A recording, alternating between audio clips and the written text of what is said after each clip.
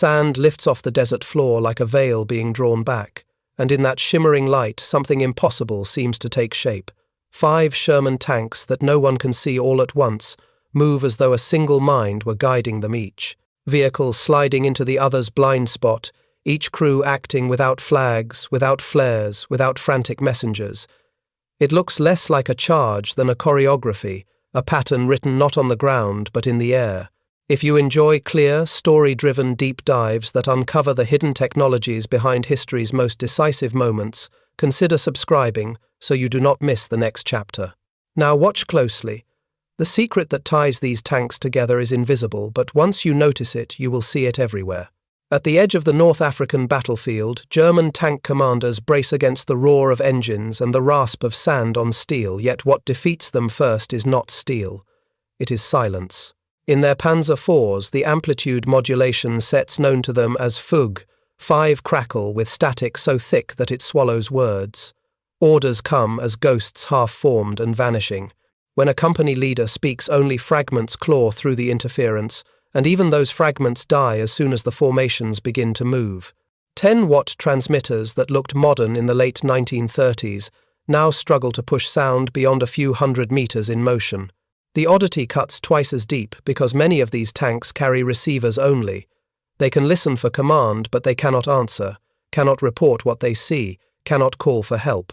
The enemy across the dust seems to hear one another as if they share a single intercom, and that is when the truth begins to dawn. The Americans are not just using radios. They are using radios the Germans did not know could exist. What links the Sherman crews is frequency modulation in every single tank, crystal-controlled precision, 25 watts of clean voice power, and an immunity to engine noise that makes the chatter of battle sound like a quiet room. The advantage is not armor thickness or gun caliber. It is the network, a web of electromagnetic waves that stitches individual crews into a living organism.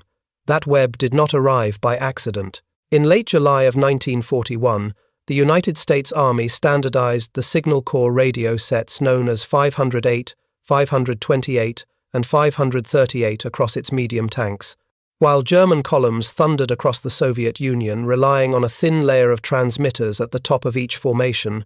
Engineers at Galvin Manufacturing, later called Motorola, were perfecting frequency modulation sets that would make amplitude modulation obsolete under fire. 2 names matter here because ideas always have authors.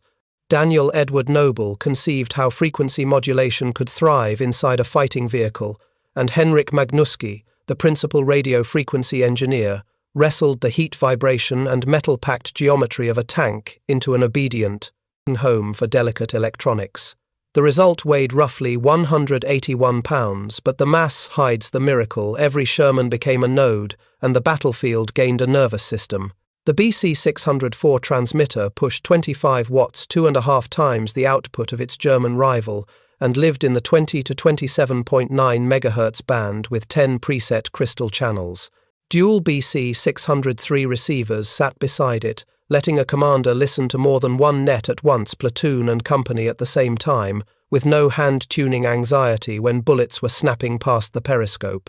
The revolution is not only in components, it is in the physics of the waveform. Edwin Armstrong's frequency modulation licensed to the military shrugs off the very interference that kills amplitude modulation. An electrical spark is an amplitude spike. So are the brush contacts in a motor and the arcing edges of a track under strain. An amplitude modulation radio dutifully hears every spark as if it were a voice-smearing speech into noise. A frequency modulation set rides over those spikes, preserving the shape of the sound. Where a German crew hears a storm of static, an American crew hears a sentence, and then another sentence, and then a plan. Operation Torch brings this theory ashore. 2nd Armoured Division lands with Signal Corps 508 sets and begins to fight a seasoned Afrika Corps, whose own communications are rationed by scarcity. Standard German platoons of 5 tanks possess at most 1 or 2 full transceivers.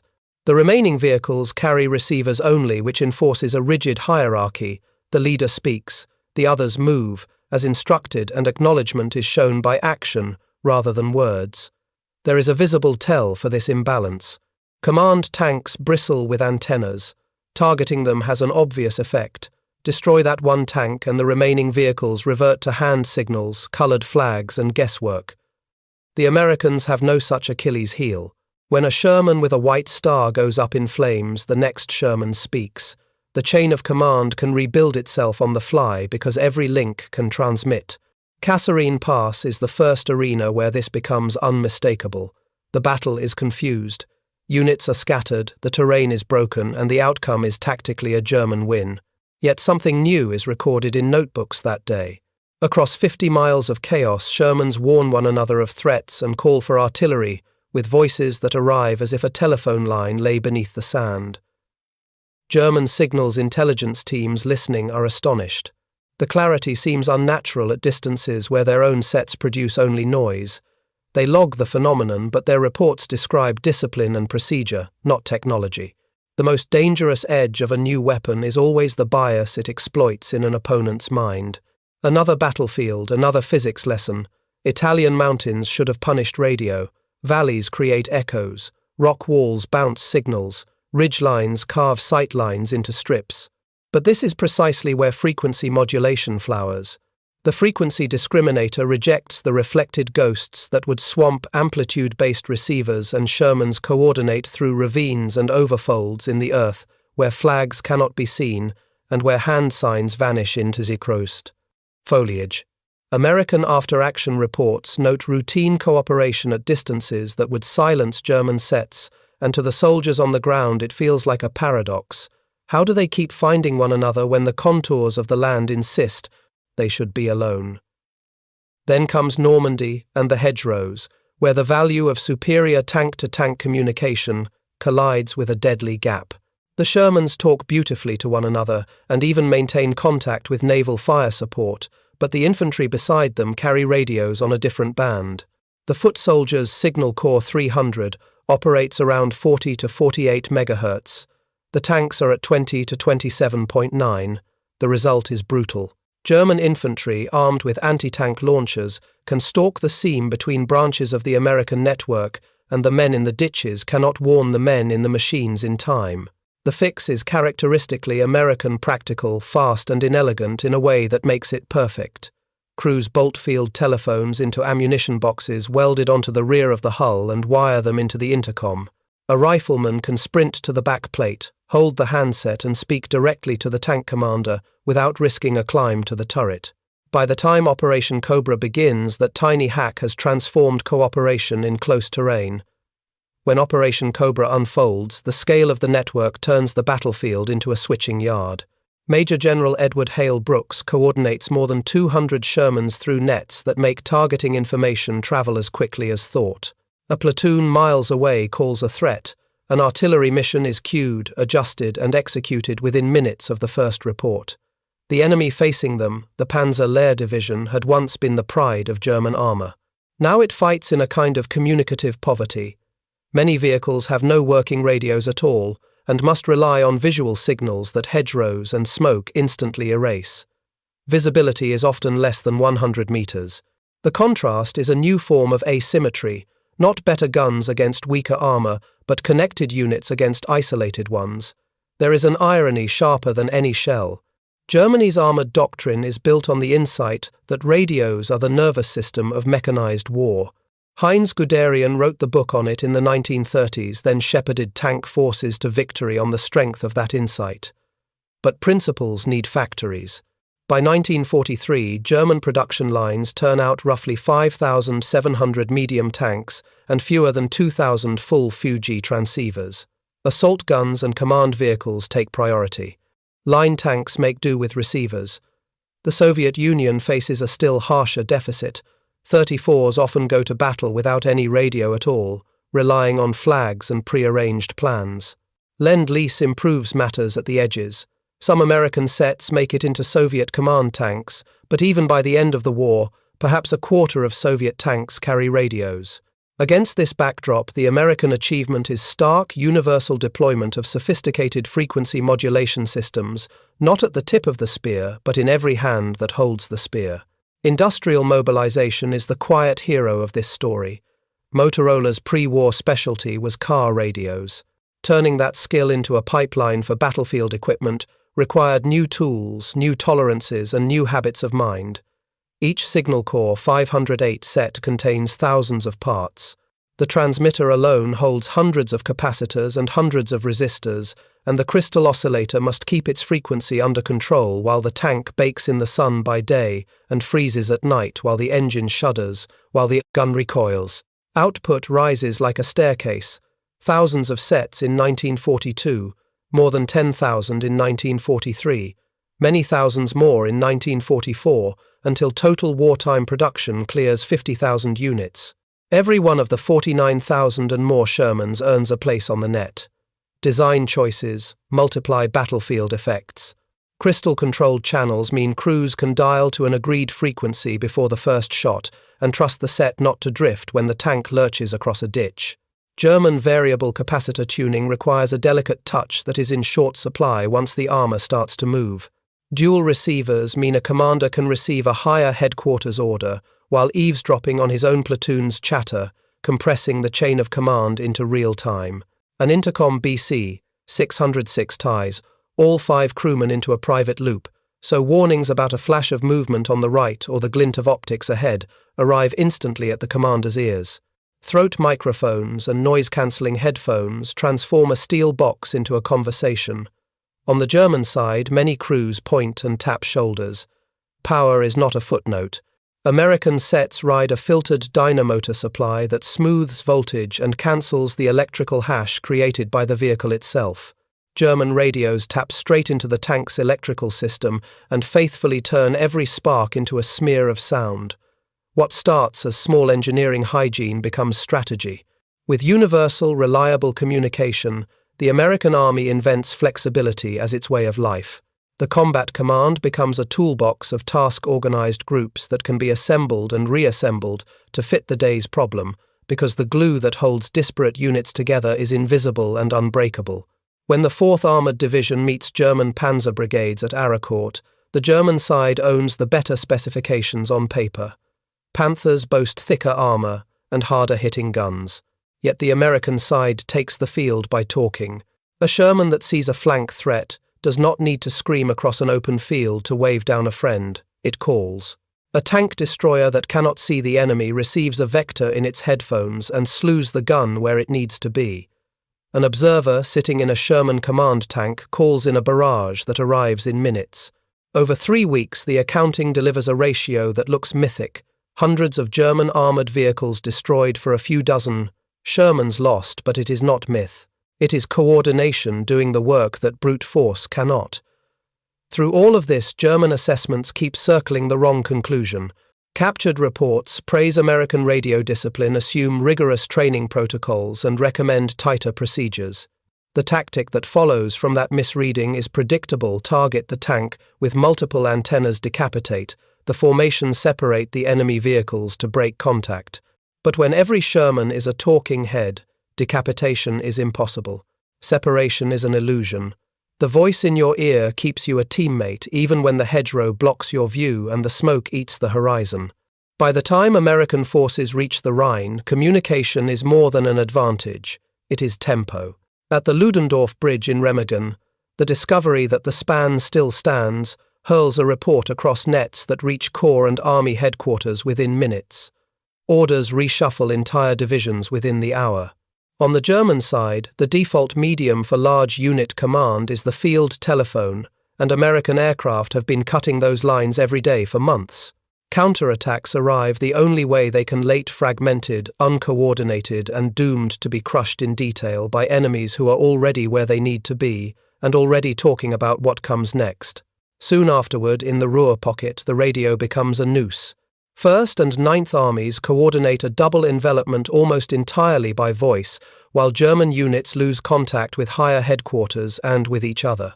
Field Marshal Walter Model's last messages capture a simple condition: no contact continuing to fight coordination. Impossible. There is a human dimension to the network that history sometimes overlooks. American tankers fight knowing they are never truly alone. A crew that gets separated by terrain does not feel abandoned. The net is still there in the ear, steady as a heartbeat. German crews, by contrast, feel the opposite even when friends are close. Without the net, the battle becomes a mosaic of individual duels. The psychological weight of connection multiplies tactical effects. It keeps soldiers on plan. It keeps fear from turning flanks into retreats. When the war ends and the paperwork begins, the verdicts match the lived experience. American technical teams note that German tanks often possess superior armor and armament but lag badly in communications. The absence of frequency modulation, the limited distribution of transceivers, and poor electrical suppression add up to a crippling vulnerability. Soviet evaluators, given a close look at captured German gear, choose to base post-war development on American ideas. Numbers tell the same story in another language. The United States fields a 100% radio deployment rate in its Shermans, with frequency stability measured in tiny deviations, practical ranges of many miles on the move, and more when stationary. German forces manage full transceiver coverage in only a fraction of their vehicles, and the effective range while moving collapses to less than a mile, sometimes to a few hundred meters. The principle that emerges from all of this is larger than one theater and 1 year. Modern main battle tanks carry digital suites rather than analog racks, but the lineage runs in a straight line from the Signal Corps 508. Post-war Germany makes the lesson doctrine every Leopard carries comprehensive radios because information dominance beats platform superiority. Modern conflicts keep repeating the refrain. In the Gulf War of 1991 and again in the invasion of Iraq in 2003, forces with networked communication demolished opponents whose individual vehicles sometimes looked better on paper but could not share what they knew in time to matter. So the image in the Tunisian dust is not a trick of light. It is the first glimpse of a different kind of power. 5 American tanks do not move as one because the drivers are preternaturally gifted or because a single genius directs them with hand signals. They move as one because the aether between them is alive with speech, and speech turns separate metal boxes into a team. That is why a weapon that weighs 181 pounds and never fires a projectile could tip battles where 88mm guns roared. That is why the sentence that captures the war is less about steel and more about sentences themselves. The tank that can talk at the right moment is a better tank than the monster that cannot. Connection becomes survival. Isolation becomes defeat. And once you see that the choreography no longer looks supernatural, it looks inevitable. By the middle years of the war, the German army had begun to experience a collapse that was invisible on most maps but catastrophic in its consequences. Production charts told the truth long before the front lines did. In 1943, the Reich managed to build roughly 5,700 medium tanks, yet fewer than 2,000 full Fug transceivers came off the lines. The arithmetic left a brutal gap. Only platoon and company leaders possessed the means to speak. The rest of the tank crews were effectively mute. Each formation was a chorus of listeners without voices. When a command tank burned, the unit turned instantly from a coordinated machine into a scatter of individuals. The shortage was not simply a matter of mismanagement. It reflected the deeper bankruptcy of an industrial system already stretched by air raids, fuel crises, and the collapse of electronic supply chains. Across the continent, the Soviet forces were poorer still in the currency of communication. The 34, that symbol of endurance and simplicity, entered most of its battles as a deaf mute. Crews waved coloured flags or clambered out of hatches to shout at one another above the noise of engines. Only about a quarter of Soviet tanks ever carried radios, and many of those were crude receivers unable to transmit. When the great offensives of 1941 and 42 broke down into chaos, the reason was often silent misdirection rather than lack of courage. Later, the tide of war and the trickle of American Lend-Lease improved matters slightly. Some Shermans and even a few SCR 508 sets arrived in Red Army units, bridging the gap for command tanks, but the scale remained lopsided. For every Soviet tank with a working radio, 4 fought by guesswork. In that same period, American industry achieved the opposite, extreme, a saturation so complete that communication became a natural element of every armored crew's existence. Motorola's Chicago plant, once devoted to domestic car radios, turned into a hive of wartime precision. The company retooled every production line, retrained its engineers, and taught thousands of workers to handle components whose tolerances were measured in fractions of a hair's breadth. Every tank leaving Detroit's assembly lines carried a complete set of frequency modulation equipment, not as an accessory but as a standard organ of its anatomy. No other nation even approached that degree of uniformity. To a Sherman crewman, being without a radio would have seemed as absurd as being without a turret. Reliability came not from luck but from an obsession with precision. Each set contained thousands of discrete parts, and the crystal oscillators at the heart of them had to hold their tone, despite the extremes of the battlefield, baking heat by day, freezing cold at night, the ceaseless vibration of engines, concussions of the main gun. American engineers built test rigs that mimicked these torments and refused to accept drift beyond a hairline margin.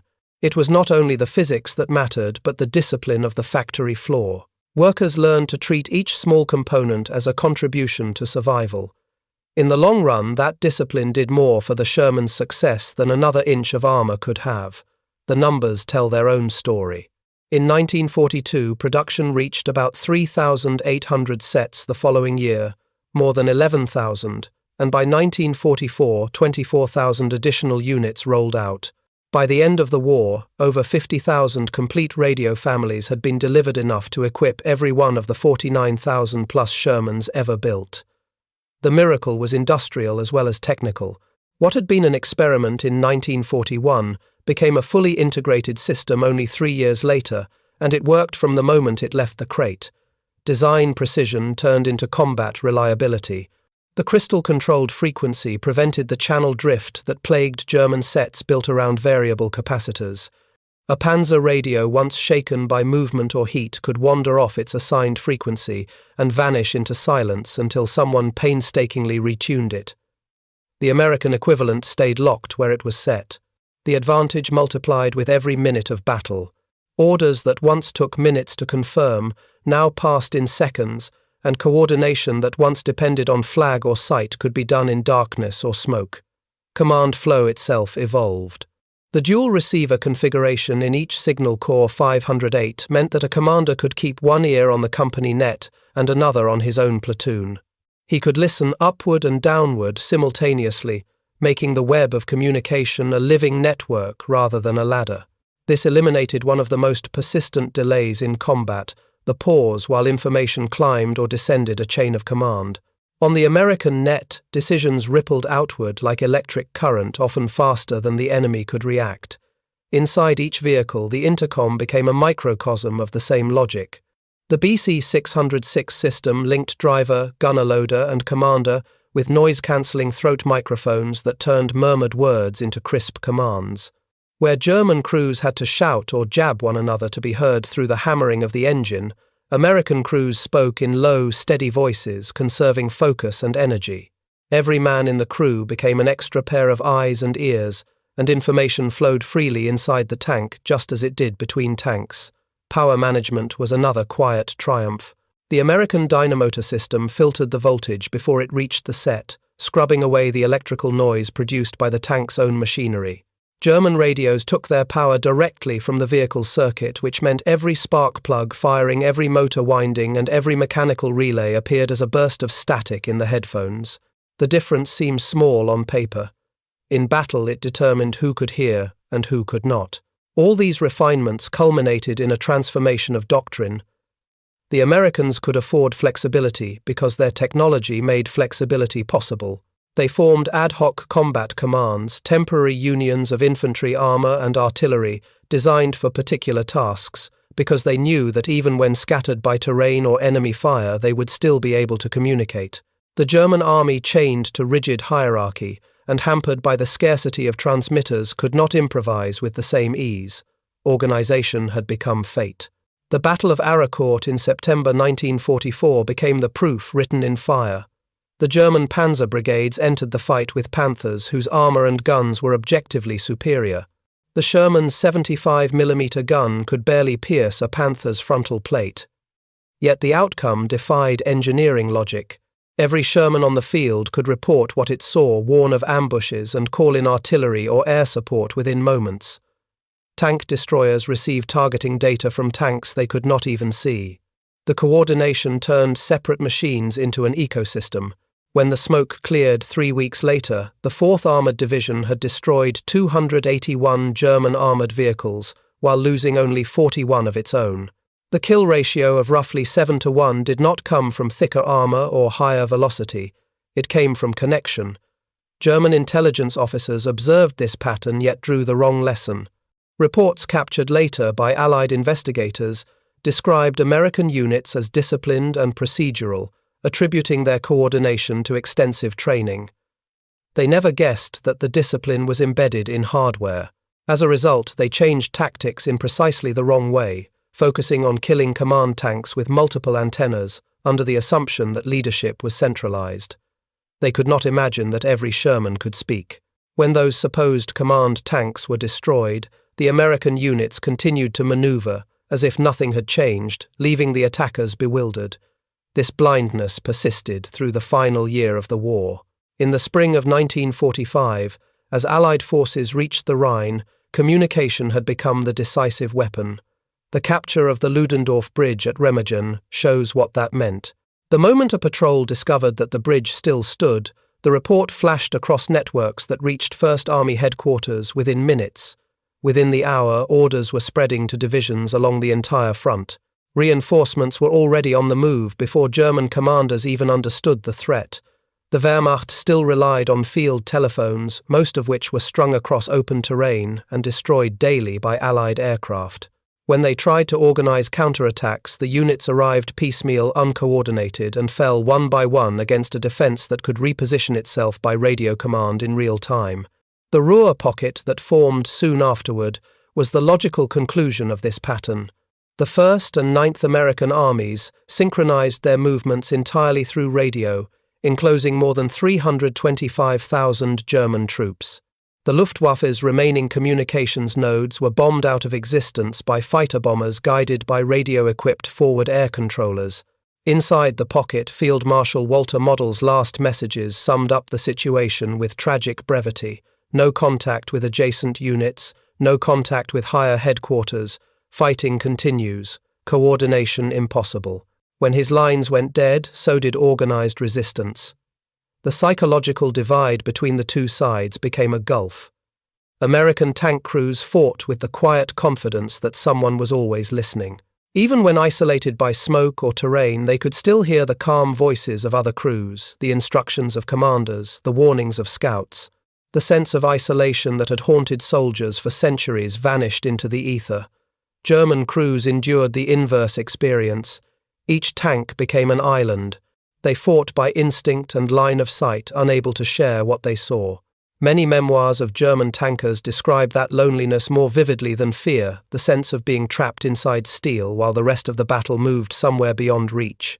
Coordination did more than win individual engagements. It sustained momentum. The Third Army's drive across France, often described as a triumph of logistics, was equally a triumph of communication. Orders leapt hundreds of miles with the speed of voice, allowing entire columns to pivot in hours rather than days. What had once required couriers and guesswork became a synchronized dance of mechanized units. For the German commanders watching through fragmented reports, it seemed as though the Americans could be everywhere at once. Heinz Guderian, still respected within the German command structure as the father of armored warfare, recognized the problem even before defeat was total. In a memorandum written in December 1944, he admitted that American coordination erased the technical superiority of German tanks. He could diagnose the illness, but not cure it. By that stage, industry was too broken, raw materials too scarce, and the doctrinal inertia too strong to rebuild communications from the ground up. After the surrender, American technical intelligence teams examined, captured equipment, and confirmed what the battlefield had already proven. German tanks were often masterpieces of mechanical engineering, but their radios were years behind the curve. The absence of frequency modulation, the limited distribution of full transceivers, and inadequate suppression of electrical noise formed a triangle of failure. Each side of that triangle amplified the others. Soviet evaluators came to the same conclusion when they inspected the wreckage and the manuals. In their post-war development, they modeled new radios on American designs rather than German understanding that communication, not armor, was the decisive variable. If one compresses all these facts into a single comparison, the scale of the gap becomes almost mathematical poetry. The United States produced more than 50,000 sets of the SCR 508, 528, and 538 families, enough to give every Sherman its own voice. Each transmitter offered 25 watts of power crystal stability, within 0.01% and a mobile range of roughly 7 miles. German industry produced about 6,000 of the Fug 5 family against 12,000 medium and heavy tanks, reaching only a fifth of its forces with full transceivers. Their 10-watt amplitude modulation sets had frequency stability barely within 1% and a moving range of half a mile.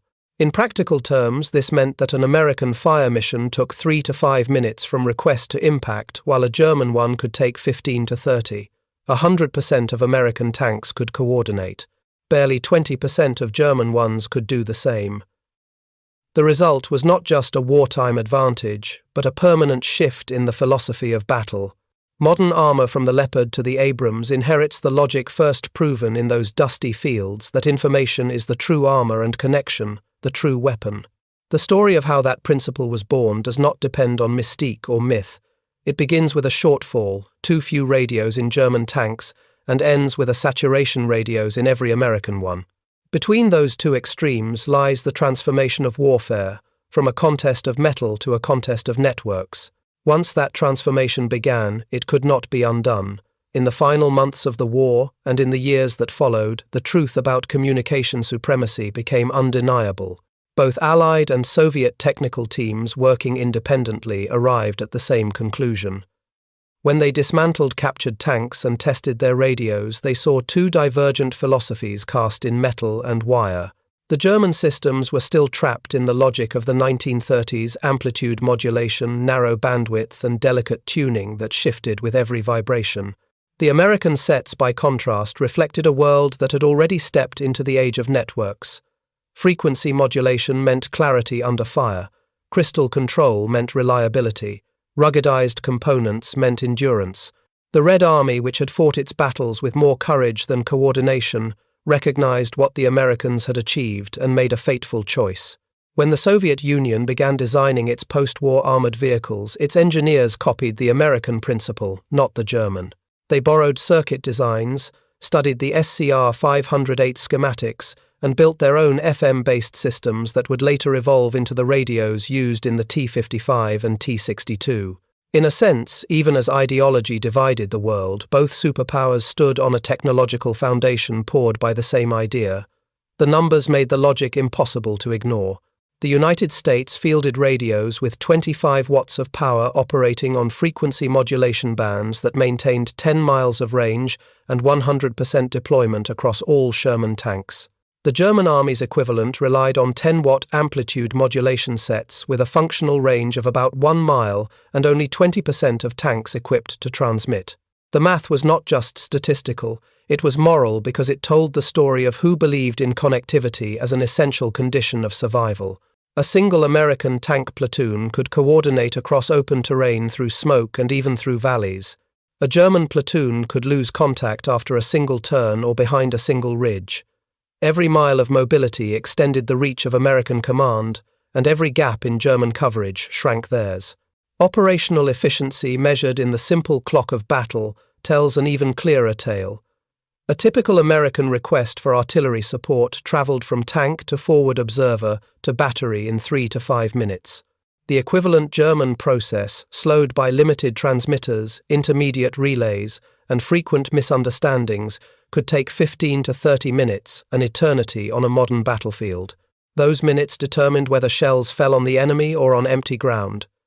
They decided whether a tank survived or burned. In practical terms, the side that could speak faster was the side that could think faster, and in the calculus of war, thought is as lethal as any projectile. This legacy did not vanish when the guns fell silent. It became the cornerstone of modern armored doctrine.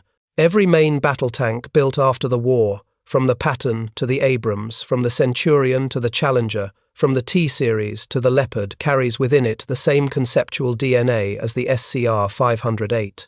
The hardware became digital, the signals encrypted, the networks expanded to include aircraft, artillery, and satellites, yet the foundation remained unchanged: universal communication as the nervous system of the armored force. In the decades that followed, the world's armies learned that mobility and firepower were no longer sufficient. Coordination had become the true weapon. Nowhere was this lesson taken more to heart than in post-war Germany. When the Bundeswehr emerged in the 1950s, its architects swore never to repeat the mistakes of their predecessors. They placed communication at the center of doctrine. Every Leopard tank rolled off the line equipped with a comprehensive radio suite, not as an afterthought but as a primary system. German training manuals declared in plain language that the defeat of superior German tanks by inferior American vehicles proved a timeless principle: information dominance outweighs armor superiority. The ghosts of the panzer divisions haunted every page. The new Germany would build no more deaf machines. The late 20th century provided proof after proof of that principle.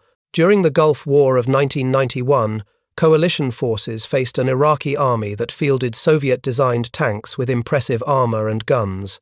On paper, many of those vehicles could outmatch their American counterparts. Yet the battles lasted hours, not days, because the coalition's communication networks allowed every element, tank, aircraft, and artillery to act as one. The Iraqi tanks fought as individuals. The coalition fought as a system. 12 years later, in the invasion of Iraq in 2003, the same pattern replayed itself. American and British forces, now bound by digital networks far beyond anything imaginable in 1943, advanced with such cohesion that opponents described the onslaught as if the sky itself were coordinating the ground. The invisible advantage that had once whispered through analog circuits in Tunisia now roared across satellites over Baghdad. The war of platforms had become a war of information. The roots of that revolution lay in a single wartime truth: the victory of the Shermans radio was a victory in the electromagnetic spectrum. It proved that the most decisive battlefields are not made of mud or steel, but of invisible waves. Armor could deflect bullets and guns could hurl shells, but only communication could turn a collection of machines into a coherent organism. The SCR 508 was not just equipment, it was the nerve fiber that connected an army's mind to its limbs. The moment every crew could hear and speak in real time, the battlefield itself began to behave differently. Units once separated by distance now acted like cells in a single body. Strategy ceased to be the privilege of headquarters and became a living dialogue among those who fought. Each of those 181-pound radios turned a tank into something larger than itself. The Sherman ceased to be merely a vehicle. It became a node in a collective weapon. When 5 tanks advanced, they no longer behaved like 5 entities, they behaved like one. Each gunner's sight picture contributed to a shared awareness, each commander's decision rippled through the formation. The mathematical phrase greater than the sum of its parts took on mechanical reality. The German tanks, each magnificent in isolation, could never achieve that synthesis because they lacked the invisible threads to weave them together. From the deserts of Tunisia to the forests of Germany, this difference repeated itself. Where German doctrine demanded line of sight and visual signals, American formations moved through smoke, rain, and darkness with the same confidence as in daylight. Coordination defeated isolation.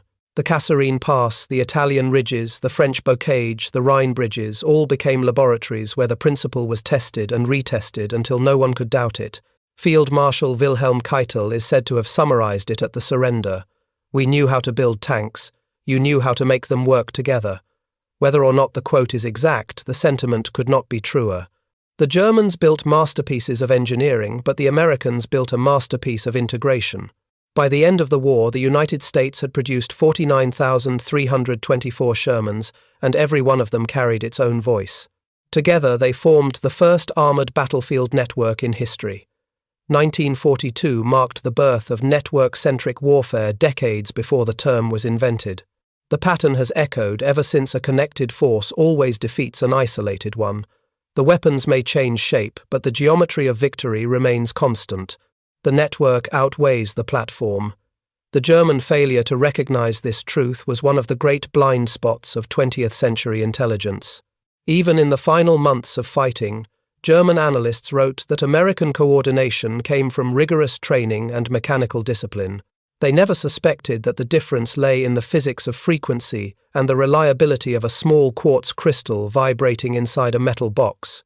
Their belief in superior craftsmanship blinded them to the silent revolution that had already rewritten the laws of battle. When they finally understood, it was too late to act. The war was lost not only in factories and fields, but in the invisible ether where signals travel faster than thought. The contrast between the two armies distilled into one of philosophy. The Germans built stronger tanks, but the Americans built cooperative ones. The Germans trusted the individual machine.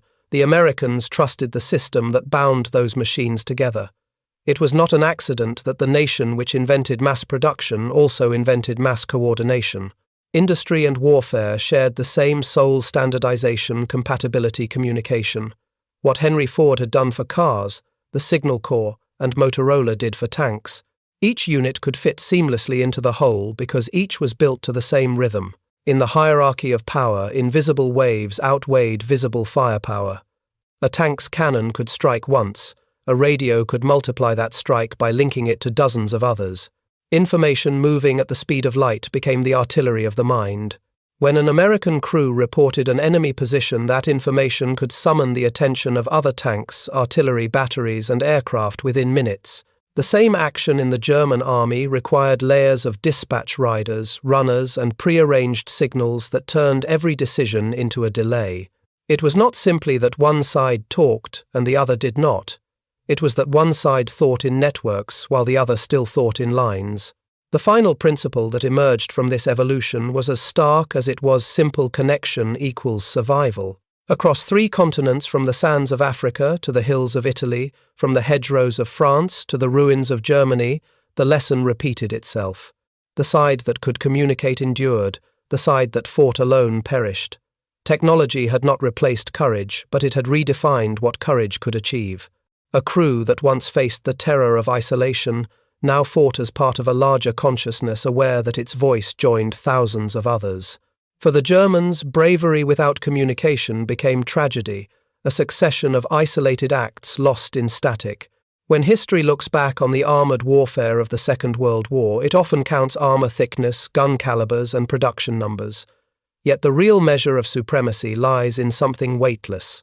The electromagnetic waves that carried the voices of Sherman crews did more to decide the outcome of the conflict than any weapon forged in steel. They turned the battlefield from a collection of disconnected engagements into a continuous conversation. In that conversation lay the future of warfare, a future still unfolding every time a modern tank crew speaks through a headset and hears an immediate answer in the earphones. The lesson is not confined to history. It whispers through every digital link that connects modern soldiers today. The war that began with 5 tanks moving as one across a dusty Tunisian valley never truly ended. It simply changed its frequency.